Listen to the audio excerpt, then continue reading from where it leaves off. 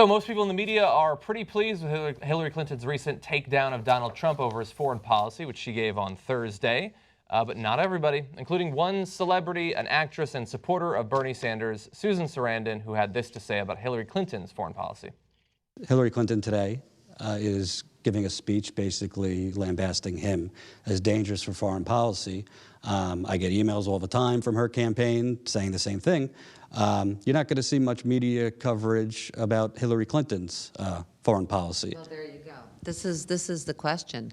You know, I believe in a way she's more dangerous, except they're both talking to Henry Kissinger apparently lately, so maybe he's going to, depending on who, if he brings Kissinger in. But her record, I mean, she did not learn from Iraq, and she is an interventionist, and she's done horrible things, and very callously. I don't know if she's overcompensating or what her trip is, but that scares me. I think we'll be in Iran in 2 seconds. It frightens me. You know, And she lobbied President Obama to take action with Syria.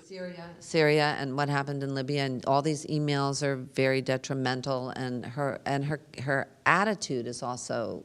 It doesn't even seem to be difficult for her to do these things. So I would be curious to see if anybody brings up anything. I mean, but this is what we're fed. Oh, he's so dangerous. He's so dangerous. Seriously, I'm not worried about a wall being built in Mexico paying for it. He's not going to get rid of every Muslim in this country. Has he made it the norm to be racist and to vent these kind of un-American things? Yes. But seriously, I don't know what his policy is. I do know what her policies are. I do know who she's taking money from. And I do know that she's not transparent. And I do know that nobody calls her on it. So that's Susan Sarandon talking to TYT reporter Jordan Chariton.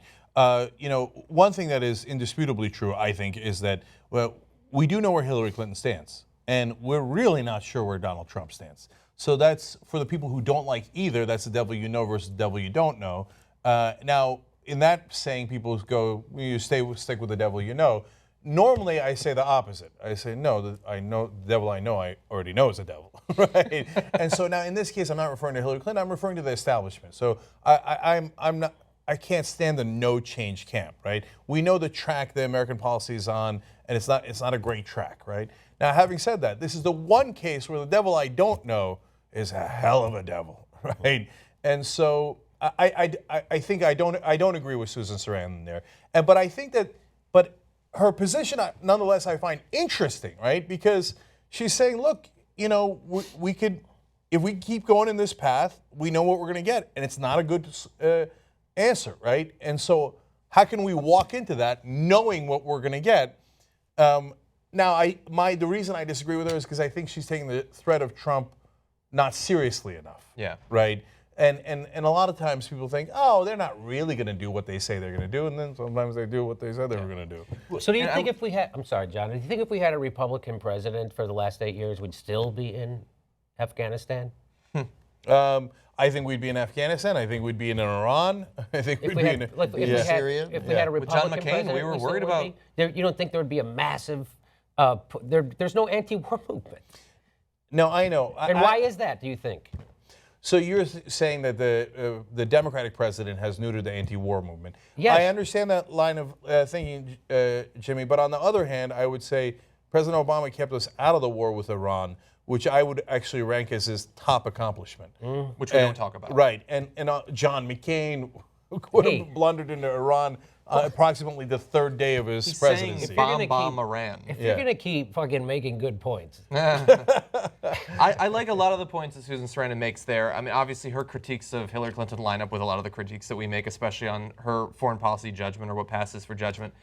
But again, I agree with she is totally within her rights, and everyone is, to rate the threat of Trump wherever they want on the scale. But there are smart ways to do it, and then there are ways that come off looking a little bit, I don't like the optics of it. Like, I don't want to hear any wealthy celebrity say, I'm not worried about the wall. Well, of course you're not worried about the wall, and I'm not worried about the wall. It's not going to affect any of us here in LA, but there's a lot of people who would be very affected by building the wall, spending $11 billion, and then trying to deport 11 to 13 million people and breaking up all those families. It's not the celebrities that get affected by that necessarily, it's regular people. And the language involved in doing the wall, in pitching it, in going for it, what that means, what that signal sends to the rest of the world, how we talk about it, matters a great deal. As we just saw maybe in in San Jose. Yeah. So what? Or your experience at the Trump rally. You still- see what it means to those people. It was really, I was shaken a little bit. I don't like to say that. I mean, nobody came after me. Nobody, just being there was enough to shake you. Because previously you kind of agreed with Susan Sarandon that you were more worried about Hillary's foreign policy than Trump's. Yeah, so it has 6 of one, half a dozen in a sense, right? We know bad things are going to happen with Hillary. We don't know how bad they could be if it's Trump, right? So that's the thing that Susan Sarandon is saying about she doesn't worry about a wall.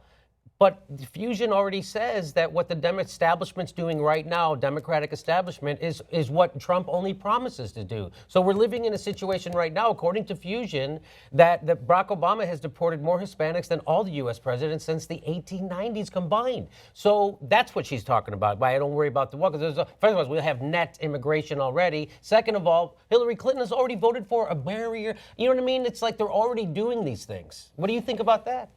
So, I think that that's why we need voices like hers out there, because, John, you might say, oh, well, it's easy for a celebrity to say, but most celebrities don't say it. It's actually not easy, because then it's going to hurt movie sales and all that stuff, and their PR agents tell them not to do it. But when celebrities say something, people pay more attention to it. I know, but that interview by Jordan's already been covered by half the press. No, I get that, but I'm saying the specific thing I was criticizing, I don't want celebrities to say, because I think that it exists inside of the bubble of celebrity. That, of course, you're not worried about the wall doesn't affect you. I want her to talk about the issues she's talking about generally, because her celebrity status means that more people will pay attention. But if what you're saying is, don't worry about the wall, don't worry about banning Muslims, don't worry about what that could mean, I don't want that spread, because I disagree with it. But I think she is one of the voices saying, hey, worry about what we're doing right now. Yeah. Right. Well, And there aren't a and lot that's of why those voices. I generally agree with what she's saying. I just was taking issue with that one point at the end. I don't generally agree with what she says, because she dropped a giant atomic bomb in the middle of it with, I think we'll be in Iran in 2 seconds. Which, given the fact that Hillary Clinton started the negotiation on the treaty with Iran and supports it now actively in her campaign, it's one of the few things that she can run on. You call it Barack Obama's biggest accomplishment. She started it as her second. I mean, if you're going to give her the criticism for all of the foreign policy mistakes that were made in the Obama administration when she was Secretary of State, then she gets credit for that one. And it's a big one, because it also suggests a desire to find a peaceful settlement where you at least see one. Donald Trump has one foreign policy advisor, 2 that we know of. One of them is John Bolton. Yeah. He continues. Oh my God. Will he not just go away? So for all the talk about Hillary as a neocon, which is nonsense, John Bolton is, and the guy who claims to have been against the Iraq War when he wasn't. He was in favor of it, and then he turned afterwards, sooner than Hillary Clinton, should be noted. That one of the only foreign policy advisors he can name who was still touting him up as recently as a couple of weeks ago, we did a video here, is one of the architects of the Iraq War who still defends it. Somebody needs to ask about that. I think it's pretty clear who's more, what the greater risk is. So and I think you can criticize Hillary while acknowledging that the risk is greater with Donald Trump. So you think Hillary's kind of like a Nixon in a sense, that when he went to China, she could maybe bring a settlement in the Middle East with the Palestinians? Like, because she's so far to the right on that issue that maybe she's the one who could bring it together and make it happen? That's the only thing I can think of. I don't. Right? She's not so far to the right on that issue. She's not where Bernie Sanders is, and but I mean, it's not even. You could be a lot further to the right. It's a shame. I mean, the Israel policy has shifted like the policy in the country has shifted. So I mean, she's in the mainstream of establishment belief on Israel. She's not a hawk on Israel, but the mainstream is pretty hawkish. Hawkish. Yeah, it's very hawkish. But yeah, of course you can go further right. You can go Cheney and Netanyahu, et cetera. Okay, look, finally, just wrapping all this up. Ben's right. In yesterday's speech, Hillary Clinton bragged about the Iran deal and said she's super proud of the Iran deal, that it kept us out of war. So you have to give credit where credit is due. So I hate that we've been put in a bind where we have to decide between no change and disastrous change. So in that equation, it's the only time that I would countenance no change. I like that Sarandon's a strong voice out there saying no change sucks, right? Whether I agree with her or disagree with her on this specific point.